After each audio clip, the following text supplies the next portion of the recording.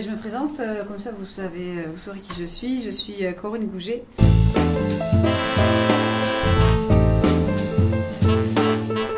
Et je suis passionnée des effets secondaires des additifs alimentaires depuis 1994.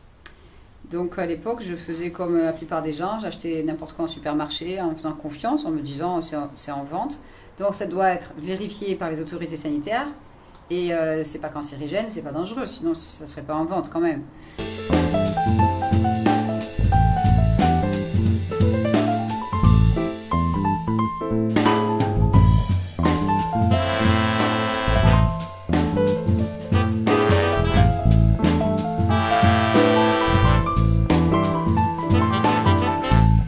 Le but, c'est de vous permettre de retrouver les goûts des vrais aliments.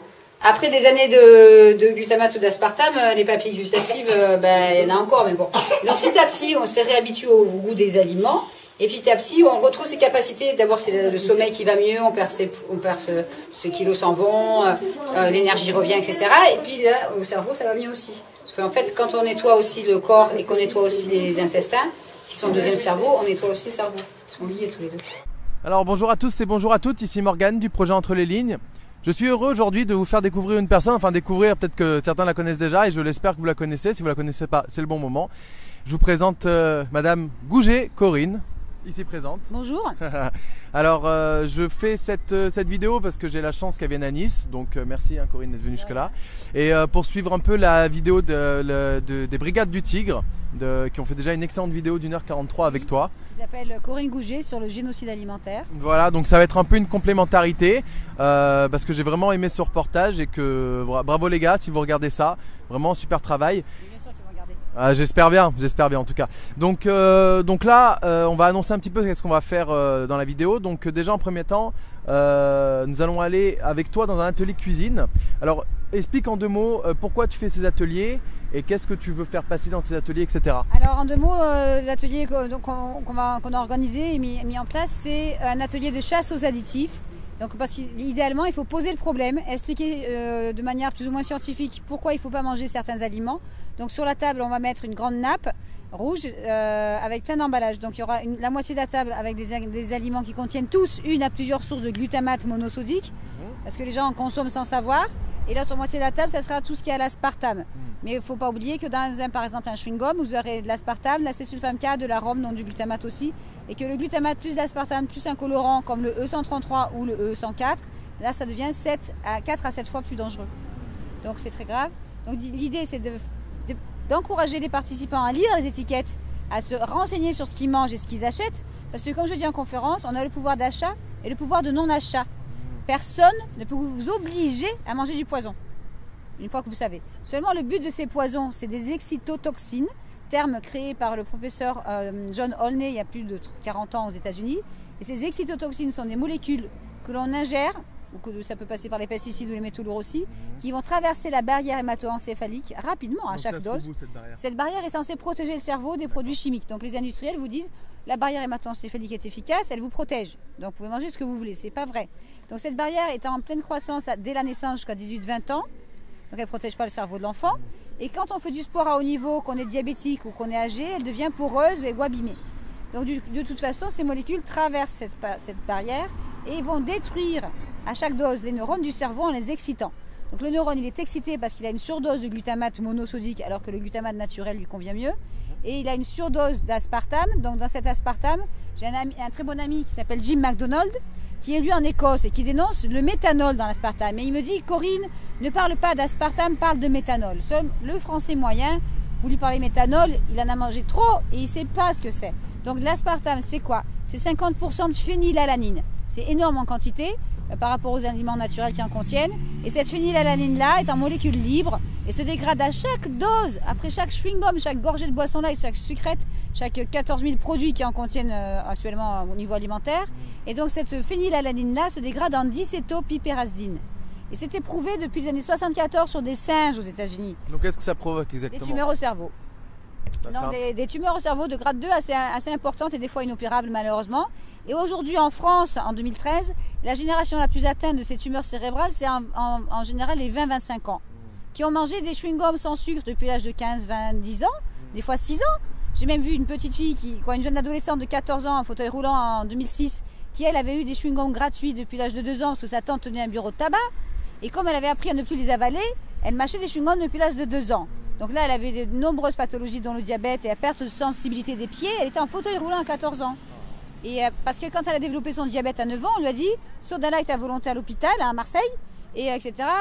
Et donc du coup, elle continue à consommer tous ces produits à outrance. Surpoids, fauteuil roulant, perte de sensibilité des pieds, tas de symptômes. Et c'était en 2006, il faut arrêter. Donc du coup, il y a de la désinformation au niveau des cliniques d'amaigrissement des ados en France où on leur fait prendre des Soda Light à volonté et des sucrètes. Donc l'enfant, il rentre chez lui. Les parents sont souvent divorcés. Il y a beaucoup de familles monoparentales avec ces enfants-là. Donc la mère fait plus ses courses, elle cuisine même plus parce qu'elle est dépressive ou qu'elle a fait un AVC ou que ça va pas ou qu'elle est en surpoids. Une maman de 300 kilos, comment voulez-vous qu'elle aille faire ses courses tous les jours? Ouais, tu as entendu oui, un cas de 40 ans en France, pas aux États-Unis, de 300 kilos. Faut arrêter. Il est grand temps de tirer la sonnette d'alarme et d'arrêter cet empoisonnement massif de la population.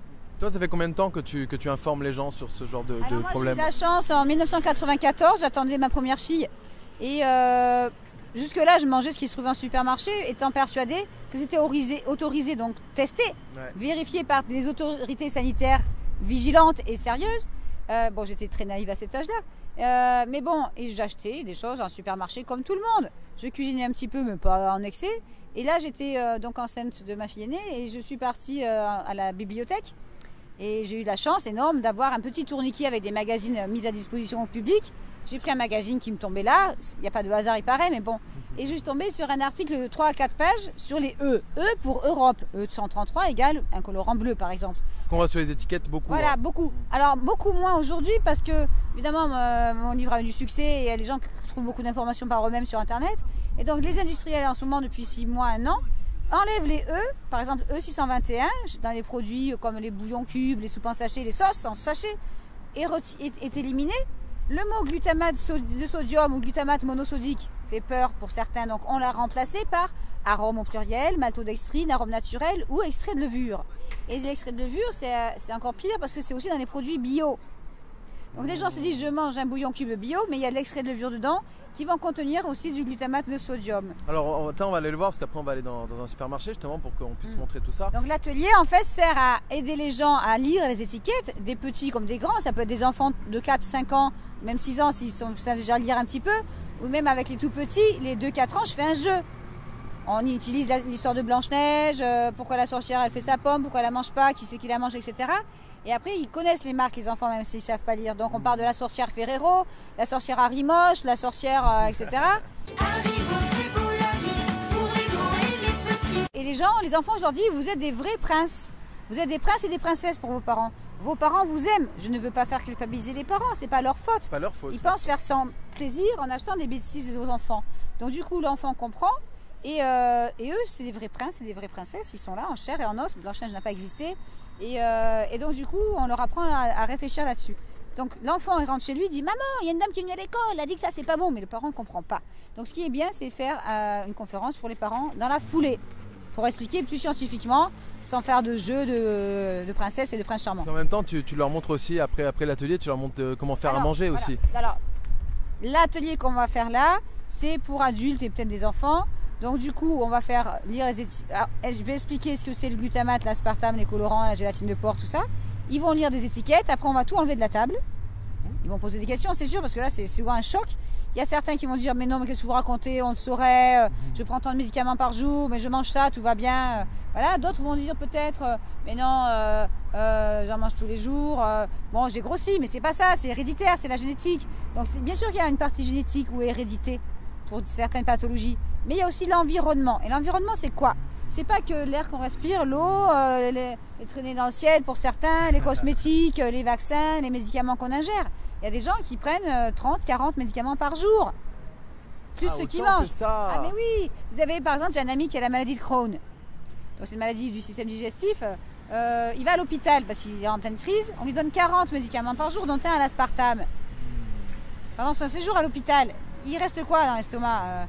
Et là, si vous savez que ce qu'on mange dans les hôpitaux, c'est du tout prêt. C'est des contrats avec les traiteurs qui servent la même nourriture dans les cantines. Donc l'enfant, il mange à la cantine, il mange du truc farci d'additifs. Ouais. Il tombe malade, il va chez le médecin, qui lui donne des médicaments à l'aspartame, mais à la maison, il mange les mêmes choses que ce qu'il mange à la cantine, sauf que là, il a les étiquettes. Et il va à l'hôpital. L'enfant, il peut avoir une tumeur au cerveau à la naissance, une leucémie, un cancer des reins fulgurant, il a 6 ans. Et à l'hôpital, on lui donne encore le même truc qu'il y a à la cantine.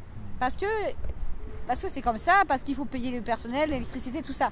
Mais ça, c'est pas moi qui le dis, c'est le professeur Joyeux qui m'a répondu ça lors d'une question à la fin d'une de ses conférences sur l'alimentation. Donc lui, il parle de quoi Le professeur Joyeux, il est cancérologue de Montpellier. D'accord. Et il est assez connu, médiatique, il dénonce certaines choses avec justesse, mais il dit pas tout. Et donc, quand je lui ai demandé qu'est-ce qu'on peut faire pour changer les choses, parce que dans les hôpitaux, figurez-vous, quand un enfant est malade, j'ai une maman qui, c'est le cas pour son mari, leur petite fille va très bien, bien sûr, ils ont trouvé ça, mais le mari est médecin dans un hôpital pour enfants en France, je dis pas où. Je dis, mais c'est très bien. Je dis, puisque vous avez l'info, est-ce qu'il pourrait donner des conseils en nutrition aux parents pour que l'enfant ne revienne pas 6 mois après avec un autre cancer? Et la réponse de la mère, elle me dit, ah ben non, parce que s'il fait ça, il perd son poste. Pour moi, je suis désolée, ça me choque. Parce que l'article 24 de la Convention internationale du droit de l'enfant précise bien que l'État et les médias doivent mettre à disposition des informations nationales et internationales aux parents en matière de nutrition pour le bien-être de la santé physique et mentale de l'enfant. Alors à quoi sert cette convention? À faire joli sûrement du coup. À faire joli. Convention internationale des droits de l'enfant, article 24. Alinéa 2 petit e. Faire en sorte que tous les groupes de la société, en particulier les parents et les enfants, reçoivent une information sur la santé et la nutrition de l'enfant, les avantages de l'allaitement au sein, l'hygiène et la salubrité de l'environnement et la prévention des accidents, et bénéficient d'une aide leur permettant de mettre à profit cette information. Alinéa 3. Les États parties prennent toutes les mesures efficaces appropriées en vue d'abolir les pratiques traditionnelles préjudiciables à la santé des enfants. Mais donc on parle des droits de l'enfant. Si vous allez vous promener dans une école primaire ou maternelle en France, il y a marqué liberté, égalité, fraternité. Bon, ça devrait être effacé avec une gomme ou des graffitis. Et à l'intérieur, vous avez souvent, pas toujours, dans le hall d'entrée, tous les droits de l'enfant affichés. Mais les parents, ils vont pas le lire, ils s'en foutent. On dépose l'enfant à l'école comme on met l'enfant à la garderie, on revient chercher à 4 heures. Allez, t'as été sage, c'est bien, il y a eu un anniversaire, c'est bien mon chéri. Et ah, t'as des bonbons, bah oui, tu peux les manger. Mais vas-y, mais il y a combien d'anniversaires par semaine dans une classe? Combien d'institutrices en France, chose qui n'existait pas il y a 50 ans, ont donné un bonbon par jour au meilleur élève de la classe? Un bonbon gélifié, bien sûr, pour faire acide colorant. Moi, j'ai vu une maîtresse en 2007 qui m'a fait venir dans son école avec une autre institutrice pour expliquer aux enfants. Ils avaient 45 petits de 4-5 ans. C'était mon premier atelier à Paris. Et cette maîtresse allait prendre sa retraite. Mais elle voulait comprendre ce qu'il y a dans les bonbons. Parce que toute sa carrière, elle avait donné un bonbon par jour au meilleur élève de la classe. Donc elle a intoxiqué sans savoir des milliers d'enfants. Avant, dans les écoles maternelles à mon époque, quand j'avais 4, 5 ans, 6 ans, il y avait des bons points. Ouais. Et au bout de tant de bons points, on avait une image. On était fiers d'avoir 10 bons points, 15 bons points, j'en sais rien, 20, je ne sais plus le chiffre. Et avoir une image à la fin. Aujourd'hui, c'est quoi? Si t'es sage, tu auras un bonbon. Mais c'est quoi ce truc? Et puis si t'es pas sage, ça va pas. Et puis je te mettrai dehors dans le couloir, tu seras puni. Et tu feras des lignes ou tu feras ça. Mais si t'es pas sage, surtout, tu auras des mauvaises notes. Et voilà, bon, on va pas parler du système scolaire parce que ça m'énerve. Ouais, on pourrait passer des heures dessus. Et donc l'idée de l'atelier, c'est de faire lire les étiquettes aux gens, mais aussi aux enfants s'il y en a. Et après, on met tous les emballages de côté. Et pour finir sur une note positive, c'est de faire une petite démonstration pour montrer aux gens comment on peut faire des aliments sans additifs, sans huile de palme, sans acide citrique, sans colorant, sans glutamate monosodique, sans aspartame, parce que c'est possible. Et même sans sucre, parce que quand on prend trop de sucre, ça peut faire des dérèglements, des problèmes de santé, des crises d'hypoglycémie, des sauts d'humeur. Donc il y a un très bon documentaire, mais qui est malheureusement toujours qu'en anglais, qui est passé en DVD aux États-Unis en 2006 et qui est maintenant sur Internet si vous êtes bilingue. Mais le réalisateur, c'est le fils du conférencier, c'est donc le docteur Russell Blaylock, le conférencier. Et le docteur Blaylock fait une conférence sur la nutrition et le comportement. Donc c'est Nutrition and Behavior. C'est extraordinaire, ça dure à peu près 1 heure.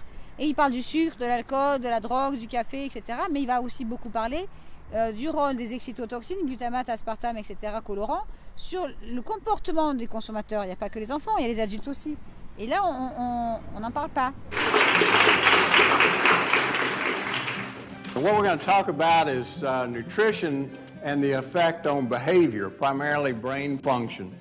And this is a wide open field. We're learning a lot of things about nutrition that before were only guessed at. And one of the really exciting things is the effect of nutrition on genetics. We're finding that nutrition can control whether genes are operative or non-operative. In other words, they're on or off. And we're finding that you can, early in the stages of development, alter a child's and the mother's nutrition, and you can affect the child's life from then on, either negatively or positively. Reducing breast cancer risk is something that's found recently. Reducing hypertension as an adult by what you do and feed your child as even in utero. C'est qu'en anglais, donc s'il y a des gens de bonne volonté qui peuvent m'aider à le sous-titrer, il n'y a aucun souci. Parce que ça pourrait sauver des millions de vies, étant donné qu'à un moment, ils parlent même des pathologies comme la schizophrénie. On en a parlé récemment avec une personne. Et donc, du coup, ils ont mis des schizophrènes à l'hôpital, ils les ont isolés. Et là, ils changent l'alimentation. Donc, je crois que c'était une étude en Suède, je crois qu'il dit ça, ou aux États-Unis, ou les deux même. Et donc là, on retire par exemple le gluten. Donc, le gluten, à ne pas confondre avec le glutamate monosodique, c'est tout ce qui contient, c'est le blé. C'est aussi flocons d'avoine, épeautres, blé, etc. Et donc là, on retire le gluten de l'alimentation des schizophrènes. Ils vont tous mieux, 100%. Vous leur redonnez du gluten, une assiette de pâtes, des biscuits, du pain, ils retombent en crise. Donc le docteur Blaylock explique que quand vous mangez un aliment et que vous faites une réaction allergique, ce n'est pas simplement une allergie du corps, c'est une allergie du cerveau. Donc c'est le cerveau qui réagit à ce qu'on mange. En France, qui c'est qui en parle? Personne. Alors toi, par rapport, parce que tu as sorti donc un livre qui s'appelle Additifs alimentaires, le guide indispensable pour ne plus vous empoisonner, qui est vraiment bien. Moi je le conseille vraiment. En plus il est pas cher, il est à 10 € pour un petit livre de poche. Enfin franchement voilà. Le but c'est qu'il passe dans la poche, qu'on puisse lire le début. Il y a lettres aux lecteurs, lettres aux enfants et aux ados. Et là on a tous les E. Donc on va remarquer le E, mais des fois ils mettent le nom. Donc à la fin du tableau il y a les noms bien sûr en couleur. Donc tout ce qui est à la fin du tableau c'est les noms qui sont là. Et l'index. Donc on va trouver soit le nom, soit le code. Là on a à quoi il sert, s'il est dangereux ou pas. Donc vert c'est pas dangereux à nos jours. Rouge c'est dangereux à 100%. Et orange c'est peut-être dangereux selon les sources que j'ai trouvées 50-50. Donc pour ce qui est d'une femme qui a l'intention d'être enceinte ou qui l'est déjà, c'est 0 additif rouge et orange. Donc il reste plus grand chose, j'avoue. Combien de temps tu as mis pour faire ça? Alors moi je suis passionnée par le sujet depuis 19 ans. Et j'utilisais un carnet bleu que j'ai là. Et qui s'appelait Find Out. Suite à l'article que j'ai lu donc en 94, je me suis fourni ce carnet dont on parlait dans l'article et qui s'appelle, bon celui-là c'est une vieille version, Foresight Index Number Decoder or Useful Translator. Donc c'est l'index pour décoder les chiffres de chez Foresight, un interprète utile. Donc ce carnet à l'époque, dans les années 94, il coûtait 2-3 €. Il était imprimé par une dame qui s'appelle Belinda Barnes, qui est une femme extraordinaire. Et elle le vendait uniquement aux couples qui n'arrivaient pas à avoir d'enfants. Parce que, comme le dit Serge Papin dans un débat qui était sur Internet avec Pierre Rabhi, je vous signale pour ceux qui ne savent pas que Serge Papin est le directeur général de Super U. Serge Papin explique qu'ils vendent une alimentation cancérigène et reprotoxique. Et qu'il est temps de changer les choses. Donc c'est une bonne volonté à la base. C'est beau qu'il ait dit ça, parce que oui, c'est mouillé. Hein. Mais au départ, je l'ai mis dans mon livre, je vais vous dire. J'ai la phrase là. Hein. Il a dû avoir des problèmes après avoir dit ça quand même. Hein. Non, parce que, oui et non. Si vous voulez en Angleterre, chez Asda en Angleterre, les consommateurs de produits Asda se sont plaints auprès du supermarché pour retirer l'aspartame de leur soda, leur propre marque. Donc Asda a dit, regardez vite, on va retirer l'aspartame. Ils ont eu un procès avec le fabricant, Ajinomoto. Hein. Parce qu'ils ont osé dire que l'aspartame était méchant, c'est pas une vulgaire, mais bon. Donc il y a eu tout un procès, toute une histoire là-bas. Je me disais, qui sait en France, quel supermarché va pouvoir faire la même chose, retirer l'aspartame pour dire, regardez, nous, on fait notre soda sans aspartame. Donc en Angleterre, c'était Asda. Asda a retiré l'aspartame, mais a laissé la césulfame K dans leur soda, qui est cancérigène mais pas neurotoxique. Donc les gens se sont dit, génial, Asda montre l'exemple. En France, Super U a commencé à retirer l'aspartame de yaourt. Et ils ont fait de la publicité là-dessus. Aujourd'hui, Super U a retiré l'aspartame de leur propre soda. Ça ne veut pas dire qu'à côté, il y a les grandes marques. Il n'y a pas les grandes marques, il y en a toujours. Mais aujourd'hui, on a un problème aux États-Unis comme en France. C'est un nouvel édulcorant qui s'appelle sucralose. donc qui était déjà sur les étagères sous la marque Splenda aux États-Unis depuis des années et en Angleterre en 2004. Quand le Splenda, c'était bleu et jaune, c'était SPLENDA, est arrivé en France, il a été vite retiré des étagères, c'était très bizarre. Et j'ai su plus tard par une diététicienne de Lille qu'en fait, la fameuse marque Conderel, qu'on va changer la lettre, une lettre, ça ira très bien. Donc Conderel a fait pression pour qu'on retire Splenda parce que ça allait faire de l'ombre aux géants.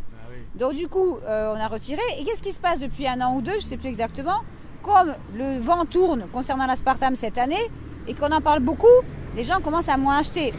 À part pour les cas graves où c'est trop tard neurologiquement, genre 50-60 ans en général, qui en ont pris 20-25 ans puisque c'est une excitotoxine qui détruit le cerveau pendant des heures après chaque dose. Là, la personne ne peut plus réfléchir, elle est comme dans le brouillard et elle va consommer en attendant que ça soit interdit. Parce que dans le doute, on continue en France, c'est ça. On n'a pas eu ce déclic. Donc du coup, le Splenda maintenant n'est plus appelé Splenda. C'est sorti chez Conderel comme nouvel édulcorant sous le mot sucralose. Et les gens, les Français, quand ils sont dans un supermarché, qui a la radio du supermarché qui dit « Achetez sucralose, c'est nouveau, c'est génial, machin, chose, truc », ils y vont. Ils ne sont pas censés savoir qu'on n'est pas sûr si c'est cancérigène ou pas, qu'il y a des livres là-dessus déjà aux États-Unis, que c'est un scandale, et que ça se transforme en chlore dans le sang. Donc ça, on ne va pas le dire. Donc du coup, il y a eu ce débat, puisque Super U a quand même mis du sucralose dans les yaourts à la place de l'aspartame, comme d'autres grandes marques nationales qui retirent depuis 1 an l'aspartame de leur yaourt. On ne va pas dire la marque, on la connaît tous. Et donc du coup, on a aussi en rayon sûrement d'autres nouveaux produits qui vont sortir sans aspartame. Ça serait intéressant d'aller voir ça tout à l'heure. Mais parce que les industriels commencent à voir le vent tourner. Donc j'ai vu dans un train un jeune garçon qui buvait une bouteille de soda connue, partageait avec vos amis. Je dis mais pourquoi ils ont mis ça? Pourquoi? C'est pour encourager les gens à partager ces boissons avec leurs amis, mais pour écouler les stocks d'aspartame. Pour moi, c'est une évidence. Mais bon, on va pas le dire, puisque pour la première fois en 35 ans l'an dernier, les ventes d'aspartame pur ont commencé à chuter. Ça, c'est une bonne nouvelle aussi. Ouais, bien Donc, sûr. on a le pouvoir de changer les choses. Il faut rendre ce pouvoir aux consommateurs. Donc, dans mon livre à la dernière édition, j'ai rajouté, parce que c'était sur le site c'était sur le site podcast.rcf.fr. Et il y a le numéro de l'émission dans mon livre. On pourra peut-être le filmer tout à l'heure. Ouais. Donc après, il faut s'abonner au site, c'est gratuit pour écouter ça. Donc c'est une interview entre Serge Papin, directeur du Système U, et Pierre Rabhi. C'est quand même incroyable, 2 personnalités pareilles. Donc tu peux dire en 2 mots sur Pierre Rabhi, de savoir qui il est. Alors Pierre Rabhi est une personnalité qui se bat pour l'écologie, pour une alimentation saine, et qui est très connu, qui a fait partie de plusieurs films. Qui est agriculteur à la base. Agriculteur à la base, et qui fait beaucoup de choses au niveau mondial pour que les gens se réapproprient cette manière de cultiver les fruits, les légumes, etc. Et vous trouverez de nombreux sites, et qui a lancé aussi le mouvement des colibris. Des colibris, etc. ouais. Donc c'est une personne extraordinaire, très demandée, très connue. Et j'étais assez surprise qu'une lectrice m'envoie ce débat, dont j'ignorais l'existence. Donc c'est un débat du 5 décembre 2012, c'est pas loin, c'est pas vieux. Et donc on voit dans ce débat le directeur de Système U qui dit « C'est un peu la fin de l'existentialisme du caddie. » La fin de l'existentialisme du caddie, mais c'est mon rêve, je suis désolée, c'est incroyable quoi. Donc les gens, qu'est-ce qu'ils font? Ils reçoivent un papier dans la boîte aux lettres. Venez acheter tel produit, vous aurez un paquet gratuit, 2 pour le prix d'un, machin. Donc voilà, donc les gens ils y vont, parce que c'est un peu comme un cochon d'abattoir, on le nourrit, il n'y a plus qu'à manger, on grossit, puis après on va se faire abattre à l'abattoir pour le cochon, mais à l'hôpital pour les consommateurs. Donc du coup il y va, il y croit. Il ignore tout, que c'est pas le supermarché qui a payé la pub dans la boîte aux lettres, c'est l'industrie. Donc il arrive, il a sa liste de courses, le pauvre, il sait pas. Il a besoin de lait, il a besoin de bouillon cube, il a besoin de soda light parce qu'il prend du poids. Et le diététicien lui a dit il faut en prendre. Il va chercher ses sucrètes parce que le sucre ça fait grossir, mais l'aspartame c'est bien. Donc il va acheter des bonbons pour l'anniversaire du petit parce que mercredi après-midi on fête les 6 ans de l'enfant. Donc on va acheter des kilos de bonbons. Si on n'a pas d'argent, on va prendre des bonbons moins chers. Et si on n'a pas d'argent, on prendra des soda light moins chers, qui sont moins chers que de l'eau. Et on va faire plaisir à l'enfant parce qu'il se roule par terre dans le magasin pour avoir ses bonbons. Pourquoi l'enfant se roule par terre? C'est parce qu'il est accro. Il a cette addiction, cette envie. Il se souvient, il en a mangé, c'était bon. Donc on va acheter des chips aussi pour l'anniversaire. Et puis pour faire un petit régime, on prendra du surimi pour mettre dans la salade. Et là, c'est bardé de glutamate. Mais bon, on ne sait pas. Puisque le consommateur en France n'a pas eu accès à ces informations. Je ne dis pas qu'ailleurs on mange mieux. Je dis qu'ailleurs, et je l'ai vu, j'étais sur place, les gens sont bilingues, voire trilingues. Je dis qu'ailleurs, il y a eu la presse qui a parlé d'aspartame en 2005 en Angleterre. Vous allez dans la rue à Londres, aspartame, glutamate, les gens ont entendu parler. Je ne dis pas qu'ils n'en mangent pas, parce que c'est des drogues. Aux États-Unis, on dénonce le glutamate comme de la cocaïne. à la télé en 2007 et 2006. En France, on dit rien. Pourquoi? Parce qu'il y a des usines de ça. Et le droit international n'est pas respecté. Les gens ne sont pas informés. Les gens mangent ce qu'ils veulent. Ils peuvent se farcir de pâte à tartiner, ils peuvent prendre des bains de soda light, ils peuvent faire ce qu'ils veulent, à partir du moment où ils savent ce qu'il y a dedans. Après, on ne peut pas empêcher les gens d'arrêter de consommer ces produits. Libre à eux de consommer ça. Toi, j'imagine quand même que tu as eu des pressions vis-à-vis de tout ça quand même. Parce que bon, tu es quand même une des pionnières en France à avoir osé de parler de ça et à grand moi, public. je fais partie d'aucun parti politique et d'aucune secte. Même si des gens diront que celle-là est un peu dérangée. Donc ce que je ne supporte pas, c'est le mensonge et l'injustice. Ça, c'est deux choses, c'est tolérance zéro. C'est même pas bon. Un mensonge pour faire plaisir, pour préparer un cadeau pour quelqu'un, pour son anniversaire, ou voilà, une surprise, oui. Mais un mensonge en disant buvez ça, ça fait maigrir, ça évite le diabète, mangez ça, ça ira mieux. Non. Il y a des bouillons cubes en France. Pendant longtemps, le slogan c'était cuisinez-vous une vie meilleure. En termes juridiques, c'est de la tromperie aggravée. Parce que ces bouillons cubes, c'est la sauce Parkinson, je suis désolée.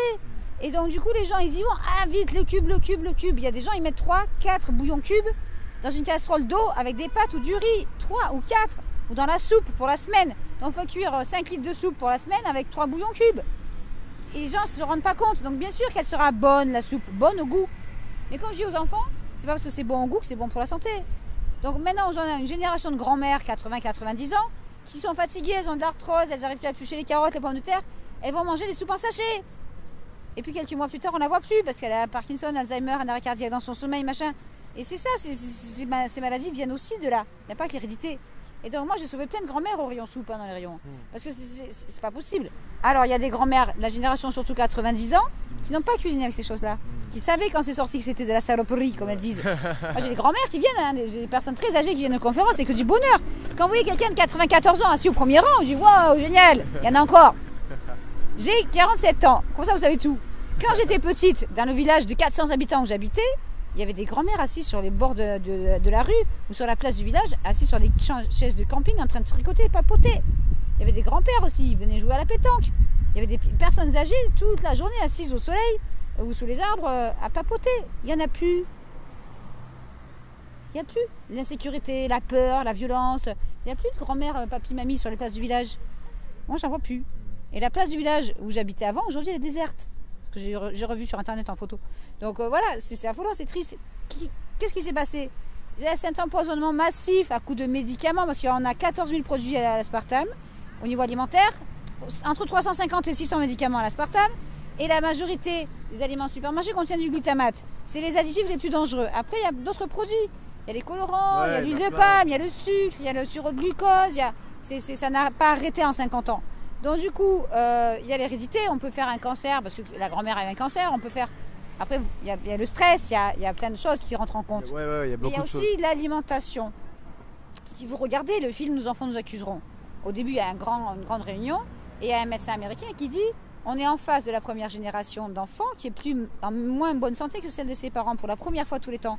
Et ça ne doit pas, il dit that shouldn't be. Ça ne devrait pas arriver, on ne devrait pas en être là. Et bonjour les enfants. Bonjour. On a les brioches de l'école publique de Barjac. Est-ce qu'elles sont bio? Oui, elles sont. Et ça veut dire quoi bio? Pas traitées. Pas traité, bravo. A scientist in the United States this past spring made the observation that this generation of children is the first generation in modern history that is not going to be as healthy as their parents. That should not be. Aujourd'hui, on a des enfants obèses à la naissance. On a des petites filles obèses à 6 ans. On a des adolescents en France à 150 kilos. C'est affreux. Non, mais c'est affreux. on peut pas dire que là, c'est que la génétique, c'est pas possible. Donc du coup, je finis pour Serge Papin. Bien sûr. Il dit c'est un peu la fin de l'existentialisme du caddie. Plus loin, dans la même interview qui dure plus d'1 heure, il dit maintenant, il y a la preuve qu'il y a un lien entre alimentation et santé. Donc là, c'est pas le ministre de la Santé qui parle, c'est un directeur de supermarché. C'est grave. C'est-à-dire qu'au fond, ce qu'on appelle les maladies cancérigènes, mutagènes, reprotoxiques viennent d'une alimentation mal faite, mal produite, Donc, ça veut dire qu'on a l'obligation de changer les choses. C'est quand même hallucinant de voir ça. Un directeur de supermarché qui parle comme ça et qui avoue que ces maladies viennent d'une alimentation mal produite, cancérigène, mutagène et reprotoxique, c'est-à-dire qui empêche les gens de se reproduire. Plus loin dans l'interview, parce que je n'ai pas pu tout mettre dans mon livre, il explique qu'il a une liste de 80 produits toxiques à retirer des aliments. 80. Donc il parle de l'huile de palme et il dit Cocorico ou Catmi, regardez-moi, j'ai retiré l'aspartame des yaourts. Youhou, super. J'ai mis autre chose dedans, mais bon. Voilà, ça ne le dit pas. Mais donc du coup, maintenant, cette même chaîne de supermarché a sorti un soda light sans aspartame. J'ai acheté une bouteille, j'ai pris en photo. Et ils ont dit, on l'a fait. Regardez, on l'a fait. C'est bien. C'est bien. L'aspartame est neurotoxique. Mais à la place, il y a le sucralose et la césulfame K. Donc c'est un peu mieux, mais on peut mieux faire. Ah, bah oui, Donc oui. l'idée, ça serait, j'aimerais beaucoup, si jamais il voit cette vidéo, Monsieur Papin, c'est de vous rencontrer, moi, en tant que conférencière sur les effets secondaires des additifs, et de vous aider à faire mieux dans vos recettes. Comme ça, vous serez peut-être la chaîne de supermarché qui montre l'exemple en France. Du coup, ça fait une bonne pub pour lui en plus. Ben oui, je pense que oui. Mais c'était quand même un débat assez très intéressant entre Pierre Rabhi et Serge Papin. Ouais, mais bon, je l'ai en référence là, donc dans le livre. Et c'est quelque chose à écouter. Donc c'est un peu long, il faut du temps, peut-être faire autre chose en même temps. Mais c'est vraiment, ça vaut vraiment le coup de prendre des notes. Le lien sera diffusé en même temps, il n'y a pas Oui, de, tout à fait, il y a pas de souci. Je vous donnerai. Donc voilà, donc l'idée c'est d'informer. Donc dans le livre, il y a atelier lettres au lecteur, il y a aussi lettres aux enfants, messages, il y a pourquoi, comment, le tableau, l'index. Et à la fin, bien sûr, pour donner plus d'informations, la partie aspartame, la partie glutamate monosodique, acide citrique, etc. Additifs pour les animaux. Quand les gens achètent des croquettes pour chiens et chats, par exemple, là, on ne va pas parler des autres animaux, il y en a beaucoup, des animaux de compagnie, il y a marqué additif autorisé CE, autorisé par la communauté européenne. Mais le chat, il ne va pas lire les étiquettes. Et le propriétaire, encore moins. Or, la plupart, si ce n'est pas toutes, de ces aliments pour chiens et chats sont farcis de glutamate monosodique pour donner envie de manger au chat et le rendre accro à cette marque-là. Donc ça, c'est un ancien employé d'une grosse société de croquettes qui me l'a dit. Donc du coup, l'animal va manger, mais comme vous savez que ça provoque l'obésité sur les rats et sur les humains, évidemment, ça va provoquer l'obésité, le diabète ou l'épilepsie chez les chiens et les chats. Et donc le chat a des troubles du comportement, il est agressif, il sent mauvais, il a des problèmes de peau, d'eczéma, de psoriasis, de machin, de trucs. Et même, on voit des sites entiers aux États-Unis d'animaux en surpoids. Mais on va pas faire marche arrière. Bah Donc non. du coup, l'idée c'est de savoir. Il existe maintenant des sociétés qui font des croquettes naturelles ou bio. Bon, moi j'ai essayé ça pour mon chien à un moment, mais après j'ai réalisé que c'était très cher. Et j'ai découvert un livre américain sur l'alimentation vivante pour les chiens. Et donc je me suis dit, tiens, vas-y. Et donc du coup, elle a donné de très bonnes idées pour se procurer des ingrédients quasiment gratuits. Et mon chien mange comme ça. Donc après, bon, ça c'est parce que j'ai un animal de compagnie que j'aime. Quand on a un chien, un chat, en général, c'est pas pour le battre toute la journée Non, ou le laisser c'est sûr, attaché. ouais. C'est pour l'aimer et pour tenir compagnie aux enfants. Les enfants adorent les animaux, c'est normal. Donc du coup, il y a 2 pages là-dessus, avec des références aussi. Parce que là, il n'y a plus de limite, quoi. Il n'y a pas de réglementation. Les industriels font ce qu'ils veulent. Il y a aussi le livre Arôme dans notre assiette, la grande manipulation de Hans Ulrich Grimm chez Terre Vivante. Et là, il parle aussi de l'industrie des croquettes et tout ça, ça fait peur. C'est le même auteur, Hans Ulrich Grimm, qui a écrit le livre Le mensonge alimentaire aux éditions Très Daniel. Je vous le conseille, c'est en français, c'est lisible par tous, si on a envie de lire. Faut-il encore avoir la mémoire? Il y a des adolescents en cours, 16-17 ans, ils lisent un chapitre, arrivés au bout de 10 lignes, 15 lignes, ils ont oublié ce qu'ils ont lu au début. Donc les profs, ils craquent en ce moment. Ils ont des enfants qui se battent en cours, à coups de compas et de ciseaux. Quand vous allez sur YouTube, vous tapez Dieudonné l'institutrice. C'est choquant comme sketch, c'est très drôle, mais on y est. Ouais, on a beau dire ce qu'on veut sur Dieudonné, en tout cas, ce Ouais, qu'il dit là-dedans. franchement, bien là, sûr. c'est ça. Et à un moment, Dieudonné, il dit, mais attendez, moi j'ai des élèves, ils ont 6 ans, mais ils font 120 kilos, quoi. Et il dit, il s'attaque à coups de compas et de ciseaux, puis il dit, mais il y a quelque chose qui va pas. Peut-être que José Bové, avec ses OGM et son McDo, il a raison. Donc c'est quand même bien tourné.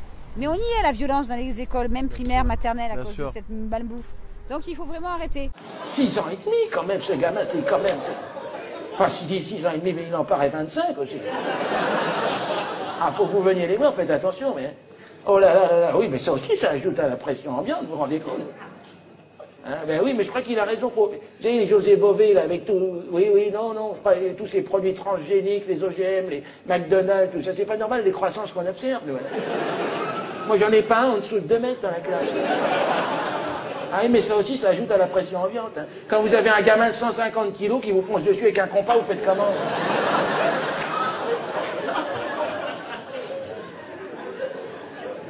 Sans compter que là-dedans, ça a toujours 6 ans et demi. Donc le livre, après, on le lit bien jusqu'à la fin, il y a la conclusion, il y a plein de références bibliographiques et internet en français et en anglais. Et aussi produits testés pour vous, pour diriger les gens vers des aliments plus sains, français si possible et non irradiés. C'est aussi l'irradiation, c'est un autre sujet. Donc on ne parle pas ici des pesticides, des allergies aux produits laitiers, des intoxications métaux lourds. On ne va pas parler du problème du soja, ça serait une autre interview, des OGM. Mais pour finir sur les OGM si on veut, il y a aussi un dossier sur mon site où je parle de Jeffrey Smith, qui a sorti un livre, Génétique Roulette, un film et un livre, et qui est sorti il n'y a pas longtemps, l'année dernière. Et donc dans Génétique Roulette, on voit bien la dangerosité des OGM. Et il a édité aussi sur son site un petit PDF, un carnet, où, je crois que c'est page 14 ou 16, il y a la liste des additifs qui pourraient être dérivés d'OGM. Il y en a 100. Et le premier, c'est quoi? Aspartame, le 951. Voilà. Ouais, et donc du coup, c'est quand même hallucinant. Et là, c'est la molécule de phénylalanine qui, selon certains experts américains, est dérivée d'OGM et d'autres sources que je vérifie parce que c'est très grave. Et donc, et là, on ne dit rien. Donc, on va vous dire, c'est bon, il n'y a pas d'OGM dans les champs. Même les Américains pensent, pour certains, qu'en Europe, il n'y a pas d'OGM dans les champs. Ah, c'est... Oui. Ah ouais. Et que les Français ont bien réagi avec les faucheurs volontaires et compagnie. Ah ouais. Mais on en bouffe des OGM. Donc, il est grand temps de réagir avant que les Français, surtout les enfants, deviennent tous génétiquement modifiés. Parce que ça suffit. Alors écoute, moi je te propose, avec cette belle intro que tu viens de nous faire, on va aller vérifier tout ça par l'atelier que tu vas faire. Et puis Voilà. dans un supermarché, on va aller rigoler un petit peu. Oui, ça serait bien. On va voir ce qu'on va faire. Et puis c'est parti, vamos a la playa. Vamos à la playa. Et je vous souhaite à tous vraiment une excellente santé physique et mentale. Et surtout pour les futurs adultes de demain qui seront les parents de la prochaine génération. J'ai vu trop de grands-parents me dire, j'ai une petite fille atteinte de 3 tumeurs au cerveau depuis la naissance. J'ai vu trop d'enfants obèses dès l'âge de 4, 5 ans, 6 ans. Et j'avais été aussi en Belgique faire un atelier dans une école primaire. Et quand j'ai sorti les boîtes d'édulcorants pour les enfants, j'ai dit qui c'est qui a ça à la maison. Les enfants ont dit moi, ma mamie elle en prend, mon papa en prend. Et il y a une petite fille de 9 ans qui était en surpoids et qui a dit mon papa il en prenait plein tous les jours. Et quand j'ai dit il en prend toujours, elle me dit non, mon père est mort.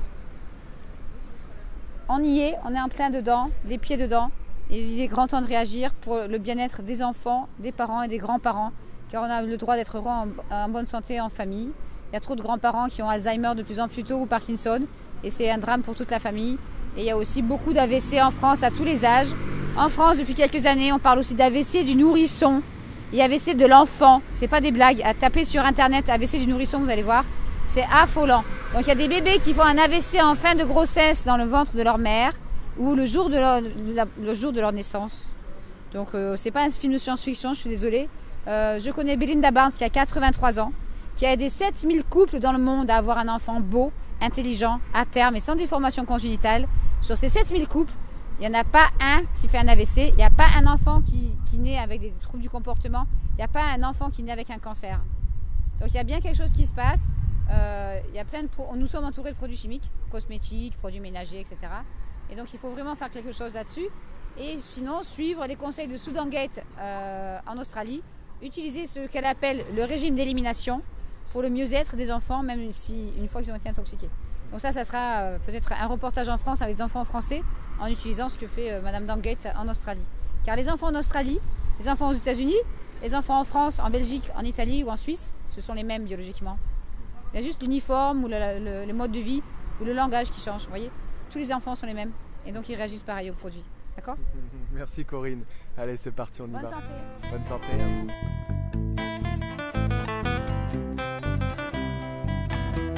Après cette introduction forte en information, nous nous sommes rendus en supermarché afin de mettre la théorie en pratique.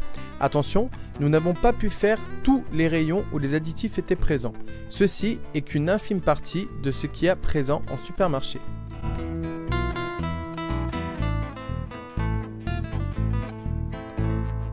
Alors Corinne, ici on se retrouve devant le... Savourer plus qu'un repas, devant des produits qui sont pas magiques. Et je suis assez affolée de voir cœur de couillon avec une boîte texture fondante, voyez-vous. Donc moi je suis désolée, c'est pour rendre les gens vraiment couillons. Et c'est pas de l'humour noir. Quand vous regardez derrière, on fond au cœur des plats, bah oui c'est sûr, à la poêle, après cuisson ou même cuisson à l'eau. C'est du délire. Donc si on regarde bien, on a jus de légumes à base de concentré, on s'en doute. Carottes aux pesticides bien sûr, oignons, céleri, panais, fenouil, chou-fleur. Sirop de glucose, c'est un ingrédient pour faire grossir. Sel, eau, huile de tournesol, comme ça c'est pas de l'huile de palme. Extrait de levure, là c'est une source de glutamate monosodique. Et pour avoir confirmation, vous allez voir le reportage sur YouTube. Poudres et potions de l'industrie alimentaire. Donc là c'est une source de glutamate monosodique. Sucre, évidemment. Légumes en semoule, 1,8%, carottes, oignons, poireaux, persil, poivre, arôme. Dans arôme, il peut y avoir 3 sources de glutamate à nouveau. Épicissant, gomme xanthane et carragénane, c'est pas idéal. Et acidifiant, acide citrique. Donc l'acide citrique est fait à partir de moisissures, va permettre à plus d'aluminium de passer dans le cerveau si jamais la personne consomme des plats dans des boissons en canette, etc. Donc ça, quels sont les risques après maladies, de plusieurs, migraines, œdème de Quint, état de fatigue chronique, saut d'humeur assez rapide, à peu près 1h30 après, des fois 30 minutes si c'est une personne âgée. Et crise de rage, état dépressif, tremblement, douleur articulaire. Et éventuellement, si la personne est sensible au glutamate monosodique, jusque-là, ils ont pris le soin de ne pas mettre le code E621 ni le mot glutamate de sodium, et bien, du coup, les gens ne font pas attention. Et en cas d'allergie, on peut faire un œdème de Quint ou un arrêt cardiaque fulgurant 2 heures après le repas. Alors pour les gens qui s'intéressent et qui aiment les bouillons, est-ce qu'il existe des bouillons autres qui peuvent être... Alors, par exemple, si on prend ça, on se dit c'est génial, ils ont sorti un truc bio. Et en fait, quand vous savez les intérêts qu'il y a entre le fabricant de glutamate et cette marque, qu'on va appeler ici Connard, et du coup on voit les ingrédients et c'est pas forcément 100% bio. Donc les gens se rabattent là-dessus, il y a du sucre, reste végétal, tout ça c'est bio. Les légumes là sont bio, la pomme de terre et les épices sont bio, l'aromate c'est de la livèche et du persil, donc ça va. Et vous allez trouver l'extrait de levure qui est en haut. Et voilà, là vous avez extrait de levure. Et donc ça, c'est une source de glutamate monosodique. Mais les gens, comme ils ne lisent pas, parce que ça fait baisser la vue, ils prennent ça coûte plus cher, forcément, et ils se disent que c'est un nouveau produit bio. Mais est-ce qu'il en existe des vraiment bio? Ça existe sur le marché? Oui, sur le marché, ça existe. C'est un produit allemand. C'est le seul, parce que même quand vous allez en boutique bio, là, vous avez des tas de bouillons soi-disant bio, avec l'extrait de levure dedans. Ouais. Et donc là, il faut faire très attention. Donc du coup, le seul produit que j'ai trouvé, ça s'appelle Sapori. C'est un produit en poudre. C'est des épices, des fruits, des légumes mélangés et réduits en poudre avec un peu de sel. J'avoue, j'ai goûté, c'est vraiment bon. Et voilà, là, c'est très bon et c'est garanti sans glutamate ajouté. Tandis que là, ça, c'est la sauce Parkinson, je suis désolée. Donc il y a aussi beaucoup d'états dépressifs, beaucoup de gens qui vont pas bien du tout et il y a plusieurs effets secondaires qui sont répertoriés dans mon livre. Donc ça, c'est vraiment à éviter. Mais quand vous voyez le marketing sur l'emballage, cœur de fond, donc ça donne envie d'en acheter. Et puis des petits moments d'emploi. Évidemment, la marque, vous la connaissez tous. Et les ingrédients sont là. Hein, c'est sous la boîte, on ne va pas le lire. On va acheter. Et là, il y a une très forte addiction aussi, une très forte dépendance. Alors ça, au niveau de la France, comment ça se passe? Parce que je sais qu'aux États-Unis, il y a plus de facilité pour dénoncer ce genre de choses. Alors en France, comment... Non, c'est tollé complet. Certaines chaînes de télévision ont essayé de faire des reportages sur le sujet, m'ont interviewé et au dernier moment, je n'étais plus dans l'interview. Alors quelle chaîne? Est-ce que tu peux le dire?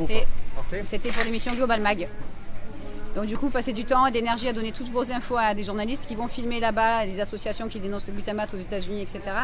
Et puis après, vous recevez un coup de fil 2 mois plus tard. Bonjour Madame Gouget, je vous appelle pour vous dire que l'émission passera au mois d'octobre à 13h30, un mardi qui va voir un truc comme ça. Et puis après, en fait, vous ne serez pas dans l'émission parce qu'on a trop d'interviews.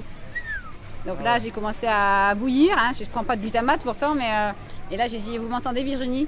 Elle m'a dit oui, je vais aller vous faire foutre. Parce qu'en plus, elle m'appelait pour avoir des références d'un livre qui était au fond d'un carton alors que j'étais en plein déménagement. Donc j'ai dit, le livre, il est au fond d'un carton, débrouillez-vous, achetez-le sur Internet. Et puis j'ai dit, allez vous faire foutre, c'est bon. Quoi. Alors est-ce que c'est les journalistes ou est-ce que c'est la pression de... C'est la pression de la direction au-dessus. Elle a fait son boulot, elle a fait plein d'interviews pour ce reportage de 13 minutes.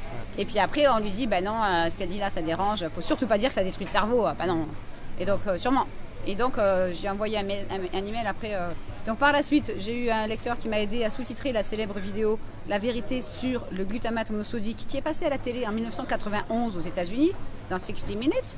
Et dans un livre très récent que je viens de lire, on explique pourquoi à l'époque, ceux qui fabriquent ça, voilà, la firme qui fabrique le glutamate a fait des pressions sur les médias pour que ce reportage ne passe pas ailleurs. Donc il y a d'énormes pressions par la suite sur le journaliste même qui parle dans l'émission. Et je suis dégoûtée de voir que les médias français n'ont rien fait pour informer la population en France. Est-ce que tu penses que la situation se débloque petit à petit vis-à-vis de ça ou pas du tout? Il y a une prise de conscience du public, il n'y a que comme ça qu'on changera le système. Parce que comme me disait une petite fille de 8 ans dans un train, elle me dit c'est comme une montagne. Eux ils sont en haut, ils se croient les plus forts, mais nous on est en bas et on est plus nombreux. Bien sûr que vous êtes plus nombreux. Vous avez le pouvoir de changer les choses. Si vous n'achetez plus, soit ils changent leur recette, ils vont être obligés, ou alors ils vont plus vendre. Seulement, comme ça provoque une addiction, que ça fait baisser la vue, et les problèmes de vue liés au glutamate monosodique étaient prouvés dès les années 55 aux États-Unis sur l'animal. Donc du coup, vous portez des lunettes, vous êtes pressé, vous êtes dépressif, vous avez envie de sortir du magasin. Donc on prend. Et j'ai vu récemment un jeune de 17 ans qui adore les bouillons cubes. Et qui avait les deux jambes qui tremblaient et qui avait plein de symptômes et qui lui vous prenait en plus beaucoup de chips qui sont aussi bardés de glutamate monosodique et lui en plus il prenait des sucrètes comme des bonbons dans la bouche quoi à 17 ans. Donc après il avait le syndrome des jambes qui tremblent. S'il continue comme ça c'est Parkinson. Donc ça détruit, c'est une excitotoxine qui va détruire les neurones du cerveau, affecter le cœur et les organes vitaux pendant 48 heures. Les effets secondaires peuvent survenir dans l'heure qui suit ou jusqu'à 2 jours après. Oui. Et ça c'est clairement expliqué, scientifiquement prouvé depuis des années. Et seulement en France, c'est la chape de plomb sur l'info. Alors pour ceux qui sont bilingues, est-ce que tu as certains professeurs que tu peux citer qui ont... Pour ceux qui sont bilingues, c'est très simple. Vous allez sur YouTube et vous tapez Dr Russell, R-U-2-S-E-L, Blaylock, B-L-A-Y-L-O-C-K. Alors c'est quoi sa profession à lui? Alors lui, il est un ancien neurochirurgien et nutritionniste. Et il a fait énormément de conférences depuis les années 90 sur ce glutamate monosodique et l'aspartame. Et il a fait un livre en 94 de plusieurs pages. Pendant des années, il a écrit ça. Et il y avait plus de 400 sources scientifiques dans le livre. Donc tout ça a été prouvé. Il y a un très bon film qui est en anglais qui s'appelle The Beautiful Truth. Et dans ce film, on voit aussi Jack Samuels qui nous a quittés il y a un an malheureusement. On voit aussi John Olney. Le premier, c'était John Olney. Donc dans un film en français, vous avez Notre poison quotidien. On y est en face. Et donc du coup, Marie-Monique Robin, sur mes conseils, a réussi à aller interviewer John Olney à New York et le professeur Ralph Walton. Et John Olney est un spécialiste du cerveau qui a fait énormément de recherches, plus de 200 textes là-dessus, depuis les années 55, 60, 70, et qui a tout fait pour qu'on retire le glutamate monosodique des aliments pour bébés. Or, ils l'ont pas retiré, ils ont juste changé le nom. Donc aujourd'hui, la difficulté avec ces produits, c'est que ça se cache sous 30 à 40 noms différents, selon les doses, et qu'il y a eu tellement de corruption avec Monsanto entre autres, la FDA et tout ça, avec des systèmes de portes tournantes, des experts payés par la FDA pour dire tout va bien, alors qu'ils ont travaillé avant pour Monsanto, puis qui retournent chez FDA, et voilà. Donc c'est très bien expliqué dans un nouveau livre de Madame Adrienne Samuels qui vient de sortir, et là c'est affolant quoi. Donc l'idée c'est d'informer les gens que selon l'article 24 de la Convention internationale du droit de l'enfant, les parents ont droit à des informations concernant la nutrition de l'enfant pour son bien-être physique et mental. Et cette convention internationale n'est certainement pas respectée concernant la santé de l'enfant, ni en Europe ni ailleurs, parce que ce qu'on favorise en France, comme on le voit très bien dans le documentaire Les Alimenteurs, on favorise l'emploi dans le milieu agroalimentaire qui est le premier marché en France, plutôt que la santé des consommateurs. Et donc du coup, si le consommateur mange ça et qu'il a Parkinson, ou qu'il a un début de fibromyalgie, des excès de rage et compagnie, on va lui donner quoi? Des médicaments. Et ça rejoint ce que dit Claire Sévrac dans son livre Complot mondial contre la santé. Donc là, on parle aux États-Unis, du moins, on parle de génocide par l'alimentation. Oui, parce qu'il faut savoir que ces gens qui produisent ça, ils mangent pas de ça. Non. Ah non, les gens qui produisent ça, surtout la direction. Après, les employés, des fois, ils ont des sacs gratuits qu'ils fabriquent, mais la direction, surtout pas. Ils ont des contrats de confidentialité et même les employés de haut niveau, on va dire directeurs des ventes et tout, je sais de quoi je parle, n'ont pas le droit de parler à leur famille de comment est fabriqué le produit. Tu as eu, toi, dans ta famille, de ce cas-là? Ça, oui. Et cette personne était très haut placée et ne ramenait jamais ce qui était fabriqué dans cette usine pour manger à la maison, jamais, en 4 ans. Donc si, il a ramené pour faire goûter aux clients dans des jolis saladiers, parce que c'est de la salade en sachet, mais jamais il nous a fait manger ce qu'il vendait. Et au départ, cette personne travaillait dans les fruits et légumes, pommes, bananes, et jamais il nous ramenait des pommes et des bananes du travail. Ouais, ça en dit long, ça en dit long. Jamais. Ouais. Donc du coup, voilà. Et les gens, du coup, surtout en Afrique, on a énormément de problèmes avec ça, avec ces produits-là en Afrique. Et les Africains ne savent pas lire. Donc, il y a différentes marques. Il y a ça, il y a des sous-marques, etc. En poudre, en seau, en pot. Et là, c'est l'obésité aussi, parce qu'en fait, comme ça détruit la partie frontale du cerveau, ça provoque des dérèglements endocriniens, d'où l'obésité, le diabète, etc., Parkinson, beaucoup de Parkinson, parce que le glutamate monosodique, lui, va détruire certaines familles de neurones d'une manière différente que l'aspartame à cause de la composition du produit. Tu parlais de l'obésité, là, juste, j'avais entendu. C'est l'origine de l'obésité. Tu avais dit un chiffre, j'ai entendu quand je parlais avec toi, au niveau de l'obésité qui avait augmenté. Combien en 2010? En France, quand je suis passée au ministère de la Santé en juin 2011, j'avais pris plein de références sur Internet et on était à 4 millions d'obèses en France. Aujourd'hui, on a 7 millions. Alors l'une des raisons pour lesquelles c'est surtout ça, mais il y a aussi toutes ces cliniques d'amaigrissement pour adolescents qui conseillent et qui préconisent boissons light à volonté et sucrètes à volonté. Donc évidemment la jeune fille elle a maigri le temps de son séjour dans la clinique parce qu'il a compté les calories, elle a lu les étiquettes de la mauvaise manière, mais en rentrant c'est le docteur il a dit boisson light à volonté. Donc la jeune fille elle a 18 ans, j'en connais une, elle achète plein de Coca Light aussi pour sa petite sœur de 9 ans. Et les kilos reviennent, mais comme ça, je veux dire, c'est de la folie. Donc du coup, on arrive aujourd'hui à des cas, et c'est pas une blague, je sais de source sûre, c'est très grave. L'année dernière, à Paris, il y a eu un jeune garçon de 15 ans à 157 kilos, et les parents ont voulu lui faire mettre un ballon dans l'estomac pour qu'il mange moins. Donc la prévention, c'est à l'âge de 4-5 ans qu'il faut commencer, c'est pas dans cet état-là à 15 ans. Ils ont vu une fille de 14 ans à 197 kilos, et j'ai vu la présidente d'une association récemment qui m'a dit, maintenant, on a des cas à 40 ans à 300 kilos, en France. Je parle pas des États-Unis. Donc 300 kg 40 ans, j'aimerais bien aller voir ces victimes de cette malbouffe. Ça ne peut pas être autre chose que la malbouffe dans ces cas-là. Et aider ces gens-là, comme on fait aux États-Unis, en changeant complètement d'alimentation pour maigrir sans forcément des opérations.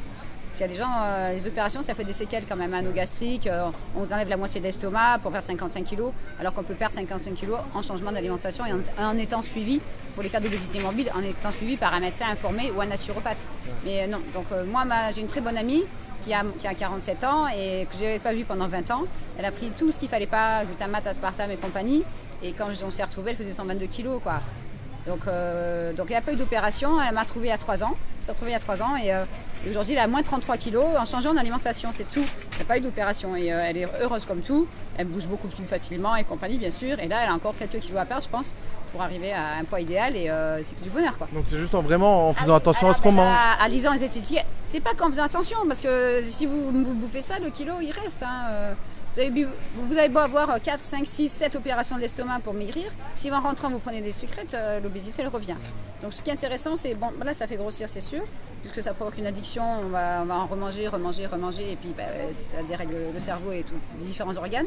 Mais après, si on rentre chez soi après une opération drastique de l'estomac et qu'on reprend des sucrètes, des boissons light et des machins parce que ça fait pas grossir, c'est marqué, c'est sans sucre, les kilos ils reviennent, opération ou pas, quoi. Donc c'est dramatique, absolument dramatique. Moi j'ai des cas, je ne sais pas s'il est encore vivant, celui-là 23 ans, après être passé à la télé sur France 3 dans Mâche et Crève pour striptease. Bonjour Madame Bouger, je vous ai vu à la télé, j'ai 23 ans, je bois 5 litres de Coca Light par jour, quoi. Et 130 kilos. Donc là, je ne sais pas s'il est encore vivant, il a eu un problème à l'estomac, c'est grave. Par la suite, vous imaginez 5 litres par jour. Donc le matin, c'était 800 grammes de fraises à la gélatine de porc et du soda light pour le petit-déj, quoi. Ça fait peur, quoi. Ça fait pitié, quoi. Donc du coup, on fait rien pour prévenir ces gens. Et puis s'ils en boivent, plus ils en veulent. C'est une addiction. Il y a des gens aux États-Unis qui sont internés en clinique pour arrêter de boire ça. Il y a 5 cliniques aux États-Unis, 2 au Canada, 1 au Brésil. En France, il y a RIEN. Moi, je peux plus. Je te propose qu'on va aller voir un peu le reste. On va aller voir chips, soda light et tout ça. Et, je vais prendre ça parce que je vais le faire. Je vais transformer le truc. Ça, c'est de la tromperie aggravée. Et on va appeler ça cœur de couillon.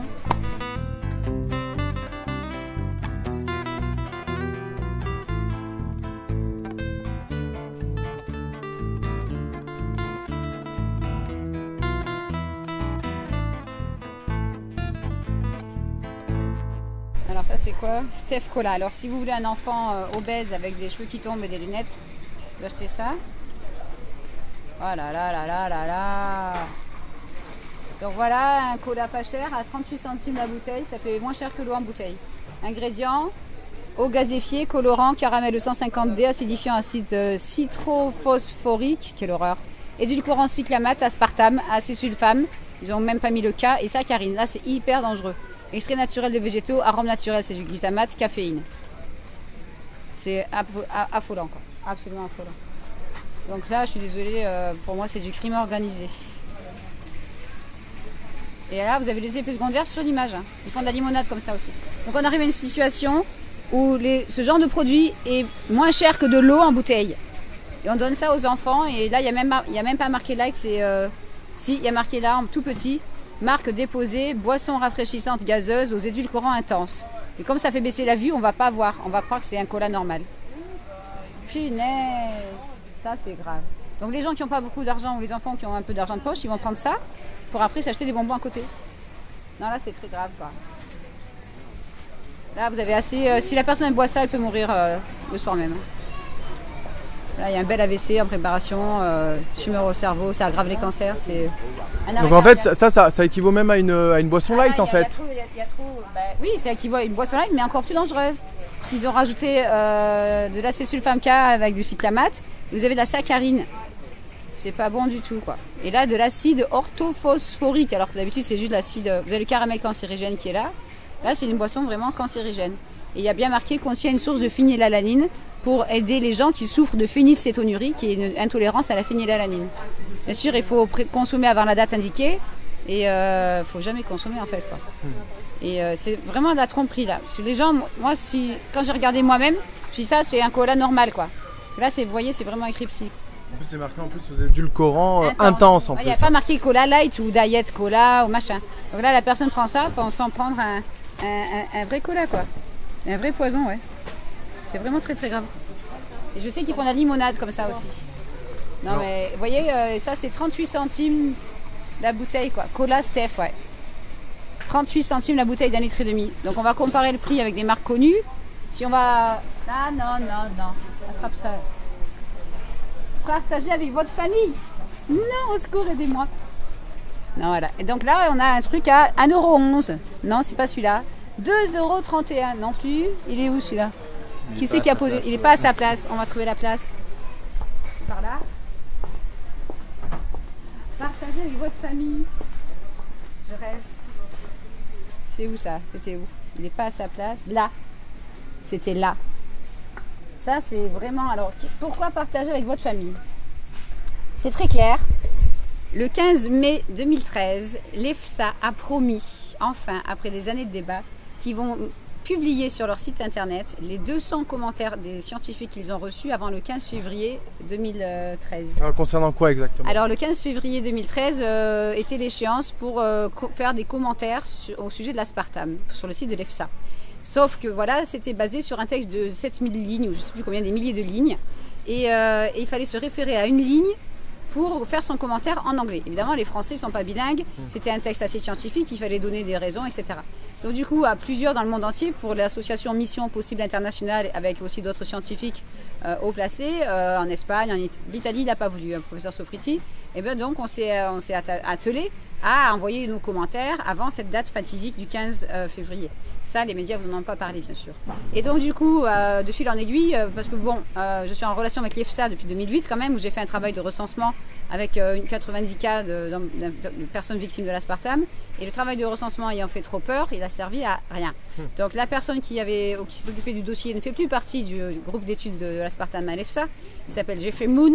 Et je lui dis, moi je vais faire votre travail bénévolement, moi ça va me prendre 3 semaines et des heures de travail, mais si ça sert à rien, je serai furieuse. Comme ça a servi à rien parce que les effets secondaires étaient tellement graves, jusqu'à la mort, c'est passé, je pense, à la trappe. Et lui, il n'est plus dans l'équipe. Mais je n'ai jamais recontacté parce que je serais vraiment désagréable vu la dangerosité du produit. Donc aujourd'hui, on en est à la situation où l'EFSA a organisé le 9 avril 2013 une réunion d'experts. Alors il y avait la France qui a envoyé une personne que j'apprécie pas trop, mais bon, c'est pas grave. Mais il y avait surtout un professeur scientifique d'Angleterre et un ami, Jim MacDonald d'Écosse, qui sont venus parler de ce qu'ils pensent de la situation. Ils avaient 10 minutes chacun pour parler. Donc il y a Eric Milstone, que vous voyez aussi dans le film Faux sucre, non pas Faux sucre, vrai scandale, pardon.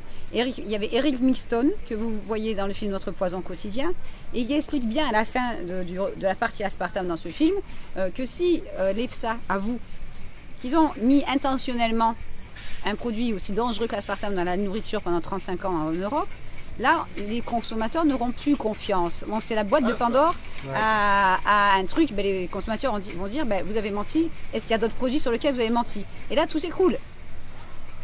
Bah oui. Donc du coup, ils sont comme... Je ne trouve pas d'excuses à ces gens-là. Ils sont tous coupables, c'est sûr. Parce qu'ils ont des conflits d'intérêts énormes avec les lobbies, ça, on le sait. Ils sont coupables. Mais seulement, ils se trouvent comme un enfant bloqué dans une situation depuis 35 ans où ils ont trop menti. Le mensonge a été trop loin. Donc c'est comme un enfant qui fait une bêtise, vous dit ouais, pourquoi t'as fait ça? C'est pas moi, c'est ma soeur.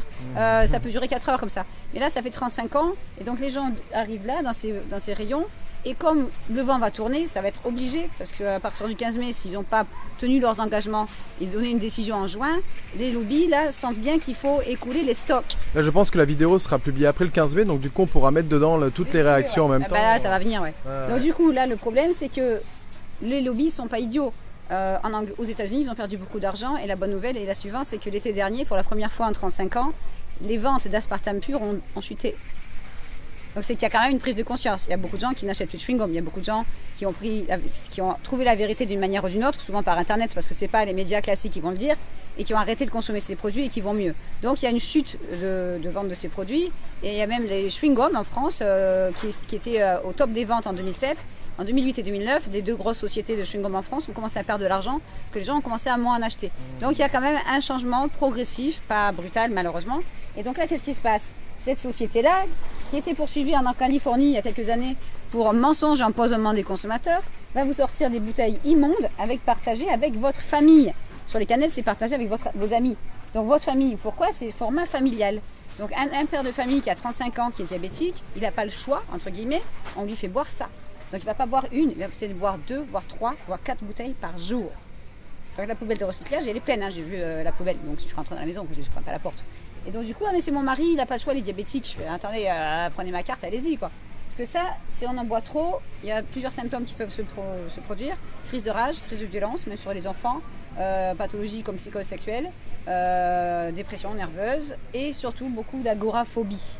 Et là, c'est selon le professeur Ralph Walton aux États-Unis, c'est le mélange caféine-aspartame qui va provoquer ce symptôme. Donc plus ce qui est coca, ce genre de choses en fait. Voilà, c'est ça. Ouais. Ah ben non, voilà, tout ce qui est soda, light. Ouais. Parce qu'en fait, le mélange caféine-aspartame, c'est dans ce genre de produit. Et aussi des pauvres gens qui mettent des sucrés dans leur café. Donc ça fait caféine-aspartame, mais là, le café est très chaud, s'il est à 40-60 degrés, et on va l'avaler. Et donc là, la dégradation au bout de 30 minutes, la molécule se dégrade en formaldéhyde dans le foie, et remonte après jusqu'au cerveau ou attaque aussi le système cardiaque avec des dépôts de formaldéhyde importants. Donc vous avez beau jeter la bouteille, c'est trop tard, vous avez bu 3 gorgées, le formaldéhyde commence à se développer dans le système nerveux en 30 minutes. Et c'est pas moi qui le dis, c'est le professeur Woodrow Monté qui a fait 35 ans d'études sur le méthanol, donc le 10% de la molécule de l'aspartame, et qui avait déjà fait des émissions avec moi et qui a fait un excellent DVD sur la sclérose en plaques, entre autres, et aussi un très bon livre sur les traces de méthanol dans la vie quotidienne des consommateurs.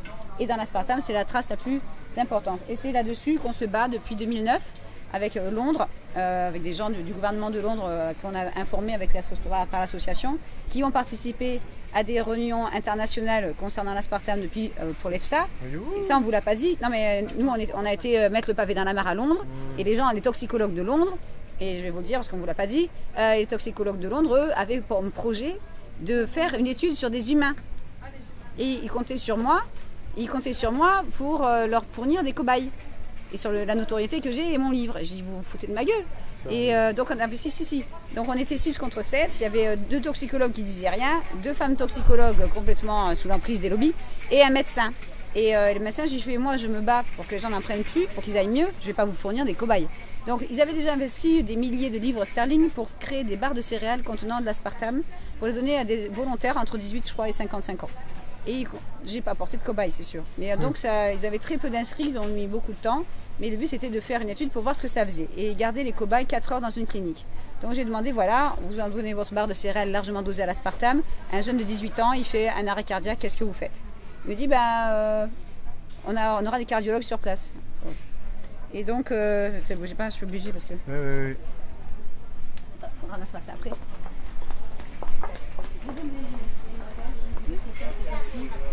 Je suis conférencière sur les effets secondaires de l'aspartame, d'accord? C'est pour vous. Vous allez sur mon site et je vous sauve la vie. C'est vraiment très très très dangereux. Prenez du coca normal si vous voulez. Allez voir. Ok, allez voir mon site. Hein. Allez voir. Si vous êtes jeune et vous êtes jolie, ça serait dommage.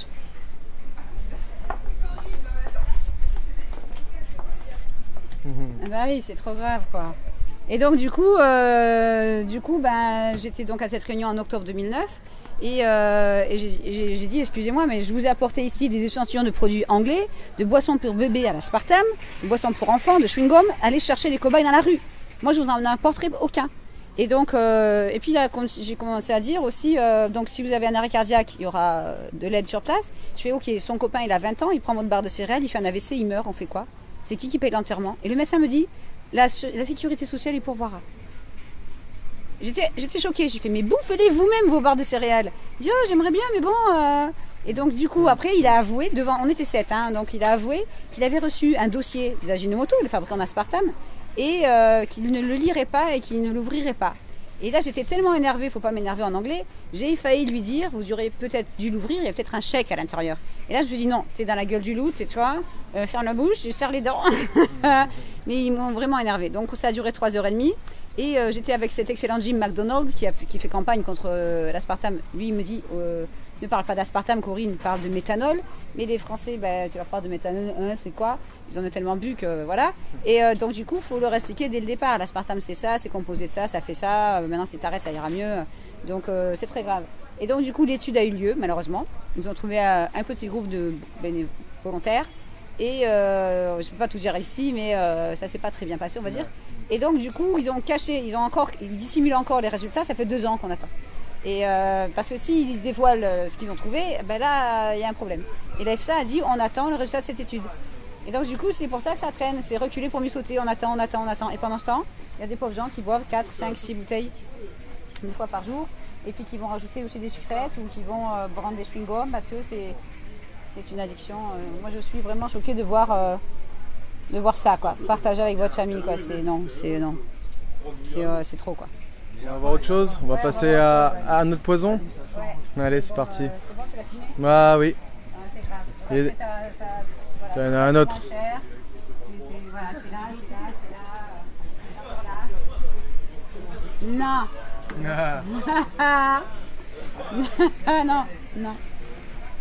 Non, à chacun son Everest. Non, j'aurais dit. Attends. Acésulfame-K, sucralose. Non, je rêve. Alors, est-ce qu'il y a de l'aspartame là? Ingrédients, eau gazéfiée, colorant, caramel, 250D, acétylcholine, arôme naturel, donc glutamate, édulcorant, acésulfame-K, donc c'est cancer. Sucralose. Alors, le sucralose est un édulcorant intense qui se développe, se transforme en chlore dans votre sang.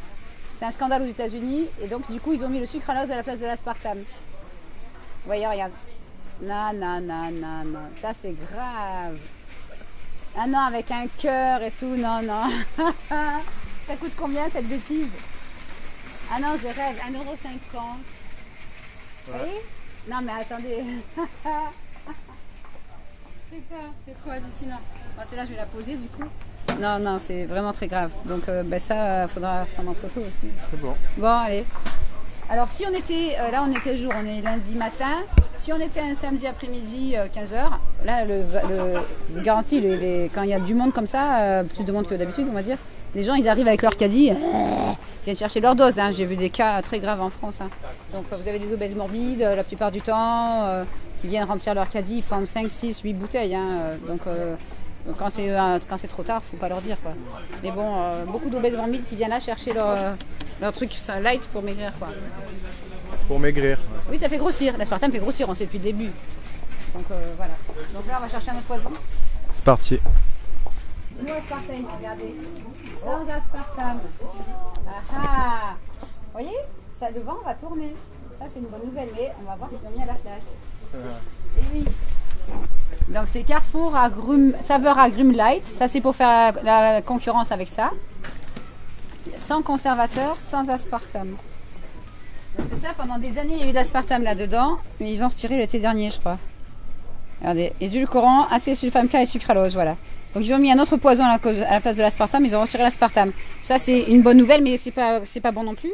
Mais vous voyez, donc il y a Danone qui a retiré l'aspartame des yaourts, il y a eux qui ont retiré l'aspartame, ça fait quand même quelques tonnes, on va dire. Et là, on voit un produit Carrefour, sans conservateur, et on voit bien no aspartame. Donc en anglais, bien sûr, hein. Alors c'est un produit français. Donc là, il faut aller gratter ça.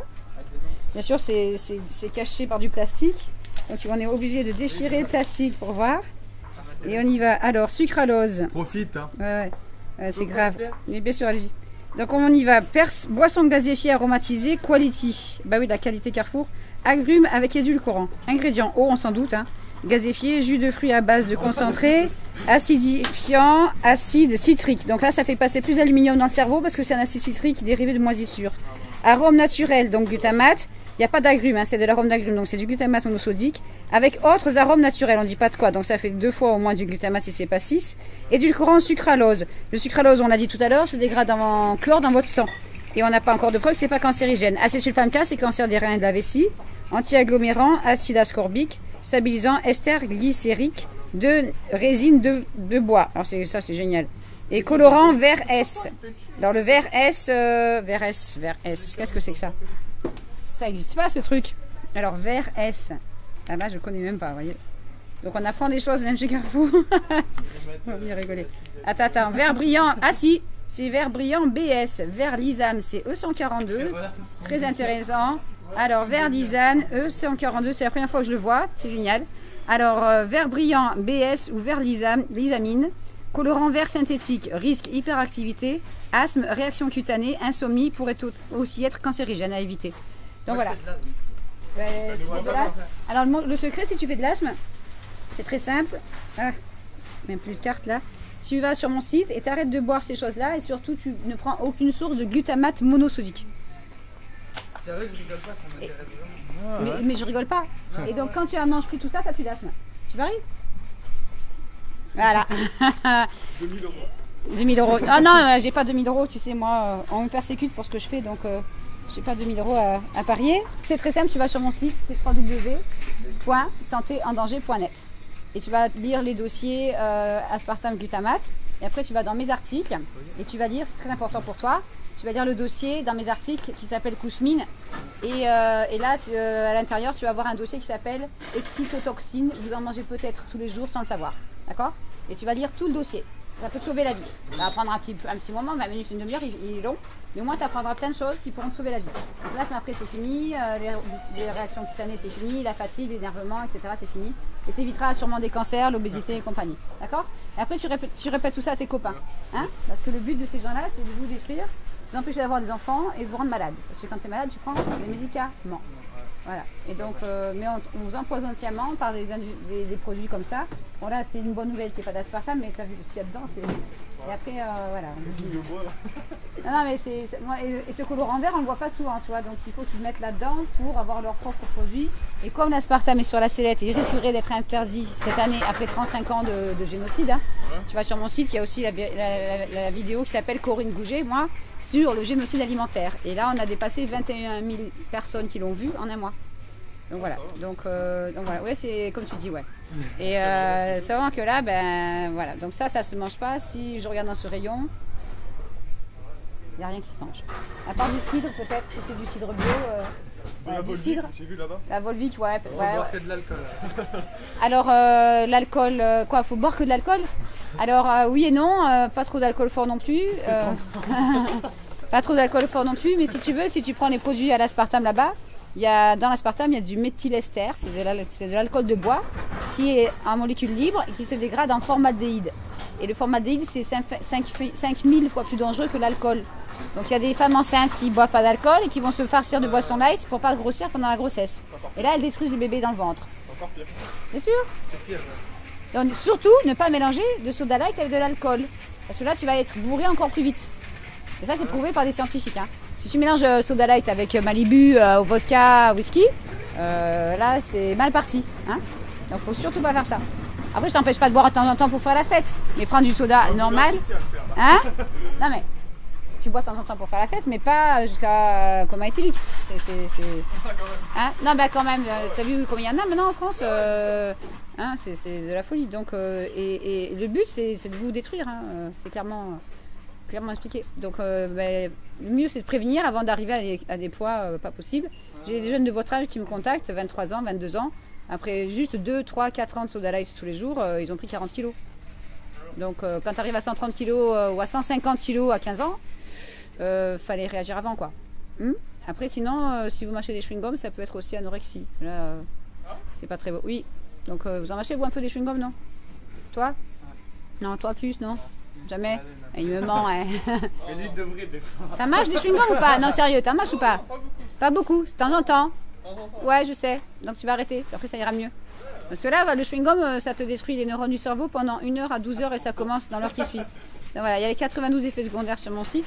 Et l'idée, c'est de te prévenir, surtout à ton âge, c'est réversible. Donc, tu as déjà 2 symptômes, c'est pour ça que je sais que ça marche.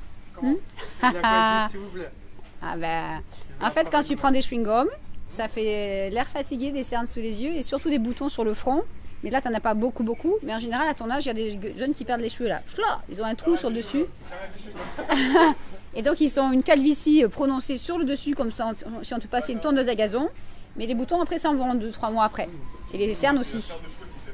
Ah ben, je te jure qu'il y a même des filles de 6 ans qui mangent des chewing-gums pour enfants et à l'aspartame bien sûr et qui perdent leurs cheveux. Donc les mamans mettent des barrettes, du gel, un foulard, un machin, mais elles sont pas au courant. C'est pas votre faute. C'est la faute au gouvernement qui dit rien et qui ment et qui laisse vendre pour l'argent. Donc tu vas sur internet et tu vas voir le film Les Alimenteurs. Et tu... Oui, mais il y a marqué fumer-tu sur le tabac. Est-ce qu'il y a marqué boire-tu sur les bouteilles de light? Non. Est-ce qu'il y a marqué mâcher-tu sur les paquets de chewing-gum? Non. Il n'y a pas marqué attention AVC tumeur au cerveau. Non. Il n'y a pas marqué ça. Il devrait. Mais les gens continuent à fumer. Seulement tu ne donnes pas une cigarette à un enfant de 2 ans. Tu lui donnes du soda light dans son biberon. C'est pire. C'est pire parce que ça attaque l'ADN, c'est mutagène, c'est cancérigène, c'est tératogène. Qu'est-ce que tu veux faire? Donc du coup, et là, il n'y a pas d'avertissement, tu vois. Donc après, évidemment, les gens continuent à fumer. Et puis pour arrêter de fumer, ils font quoi? Ils mangent des chewing-gums. Et voilà. Et la boucle est bouquée. C'est un cercle. C'est même pas un cercle vicieux, c'est un cercle pervers. Donc du coup, l'idée, c'est de vous informer. Hein, puis vous faites passer l'info aux copains, aux copines, avant d'être chauve, obèse. Quand vous venez pour parler dans l'école? Mais quand tu veux, allez, chiche. Allez, encore de Quand Alors c'est où? C'est ce qu'elle fait là-bas. Tu fais là, aussi. à côté. Les salles à côté, tu veux faire ça quand? Dans ta classe? Ouais. Avant fin juin? Ouais. Ben écoute, il n'y a pas de souci, tu me donnes ton mail et puis on s'arrange. Non, j'ai pas de l'ordi. T'as une adresse mail toi? Bah, tu vas me la marquer parce que là on filme, comme ça tu la diras pas. Voilà, il y a un expert qui est décédé il y a 3 mois qui s'appelle Dr Roberts, tu verras en page d'accueil de mon site. Et il a passé toute sa vie à dénoncer ça. Et il a fait un gros livre de 1020 pages là-dessus, où il y a 1300 cas de personnes malades. Combien de pages? 1020 pages. Ouais, c'est plus gros que les pages jaunes, mais là c'est blanc. Là c'est la vérité quoi. Donc du coup, et lui il est décédé d'un problème cardiaque à 88 ans il y a à peu près 4 mois maintenant, 3 mois. Et c'était l'expert le plus complet au monde. Ouais, il n'est pas passé à la télé en France, parce que la France, ben... Ah non, c'est qu'on a fait des pressions sûrement sur la journaliste, pour pas qu'il soit... Mais justement, c'était Arte, cher ami. Alors là, je suis désolée, on va faire un peu de pub pour un autre auteur qui s'appelle Pierre Hillard. Et tu vas taper Pierre Hillard sur YouTube et tu vas apprendre ce qu'il a écrit. Voilà, voilà ce que c'est Arte. Donc, on va pas le dire, mais... Voilà. Mais bon, achète le livre de Pierre Hillard sur la tour de Babylone et tu comprendras dedans avec la liste des 200 ce qui se passe. Non, non, c'est pas vraiment la meilleure chaîne. Parce que j'ai eu affaire à eux 2 fois. Donc, voilà. Ils ont des pressions, normal, ils ont des pressions par ceux qui font tout ça là. Pour pas tout dire. On dit un petit peu, il se pourrait que ça fasse des cancers, il se pourrait que. Mais il se pourrait, ça va un peu quoi. Tout est prouvé depuis 35 ans pour l'aspartame. Et pour le glutamate, c'est prouvé depuis les années 55-60. Il y a la pub là où ils se... La pub. Leclerc là, quand tu dis l'aspartame ça n'a pas été prouvé, mais en attendant on l'enlève. Ah, Leclerc aussi? Non, c'était Super U. Ouais, voilà. Bah oui, parce que... Alors, ils le savent en fait. Ah oui, ils le savent, bien sûr. Et même le directeur de Super U, il a une liste de 80 produits toxiques dans la nourriture. Et tu vas je t'enverrai la vidéo si tu veux. Il avait fait un débat avec Pierre Rabhi et il avoue qu'ils vendent une nourriture cancérigène et reprotoxique et qu'il est temps de changer les choses. Le directeur de Super U, quoi. Ça, c'est du délire, quoi. Et il avoue qu'ils ont fait des yaourts sans aspartame, mais à la place de l'aspartame, il a mis le sucralose. Mais ça se trouve, il n'est pas au courant que c'est un autre poison. Donc là, le sucralose n'est pas neurotoxique à ce jour, mais il se transforme en chlore dans le sang. Donc on remplace l'aspartame par quelque chose d'un peu moins dangereux, mais c'est toujours dangereux. Donc voilà. Non, non, mais on ne peut plus faire confiance. Donc il faut retourner à une alimentation naturelle. Et les enfants, ils comprennent. C'est bien que vous veniez, parce que, en fait, à chaque fois qu'on a des repas, on vient ici. Tout le monde achète des... Ah, parce que c'est juste à côté. Ouais, tout le monde achète plein de trucs. Alors, est-ce qu'il y en a beaucoup qui mangent des chips? Ouais, que ça. Que ça. 10 heures, ils mangent que ça. Et à 10h30, ils vont comment là? Parce que moi, j'ai vu un cas dans les Cévennes, des enfants de 6e, des élèves de 6e à 12 ans, qui mangent des chips dans la cour à 10h, et à 10h35, en cours d'espagnol, ils s'attaquent à coups de compas et de ciseaux. Et le lendemain, ils reviennent avec des couteaux de la cuisine de chez leur mère pour s'entretuer. Les profs, ils craquaient, quoi. Je dis, mais c'est à cause des chips, hein? Ah, mais je vous jure, ça rend fou, ça rend violent, hein. Donc ça provoque des pulsions de crise de rage intense, des moments de folie, et même chez les tout petits. Hein. Les enfants de 2 ans et demi, un paquet de chips, il devient fou en 15 minutes. Hein. Donc c'est très bien expliqué par le docteur Blaylock encore, mais en anglais. Et quand tu l'entends, tu dis c'est pas possible. Et quand tu vois les gens, amusez-vous à observer les symptômes. Regardez les copains, les copines qui mangent des chewing-gums, qui perdent leurs cheveux, qui ont des lunettes 9 fois sur 10, qui sont dépressifs ou anorexiques, ou qui ont des sauts d'humeur, des trous de mémoire. Les jambes qui tremblent aussi. Regardez vos copains qui sont assis en cours, et là, quand la jambe elle tremble comme ça, ou les 2 jambes, là c'est Parkinson dans quelques années, faut arrêter. Ah ouais, tu rigoles, mais j'en ai sauvé un 17 ans la semaine dernière. Alors lui c'était bouillon cube, chips, et les sucrètes il les prenait dans la bouche quoi. Et les 2 jambes tremblaient. Hein. Donc ça, c'est le syndrome de la jambe qui tremble, c'est le cerveau qui est détérioré. Hein. Donc il faut arrêter. Hein. Donc voilà, bah, écoutez, on reste en contact. Vous avez ma carte, vous m'envoyez un mail. Et puis si vous voulez faire un projet, pas de souci. Avant l'été, ça serait bien parce que l'été, il y en a plein qui vont mourir. Hein. Je peux faire un arrêt cardiaque fulgurant après un plat au glutamate. Hein. C'est affolant quoi. Et à votre âge, hein. Il y en a plein, même les petits. Hein. Donc ça vaut pas le coup de mourir à cause de ce qu'on mange. Voilà, il faut essayer de manger pour vivre, mais non de vivre pour manger. Hein. Mais eux, ils vous empoisonnent. Donc. Et comme il y a cette addiction, on mange encore, on va racheter encore. Et du coup, ça va plus quoi. Ça va plus neurologiquement et physiquement. Donc la nourriture que vos copains mangent peut agir sur votre physique très très rapidement et sur votre comportement aussi rapidement. Ok ? D'accord. Bon, au plaisir. Hein ? Bonne santé. Salut.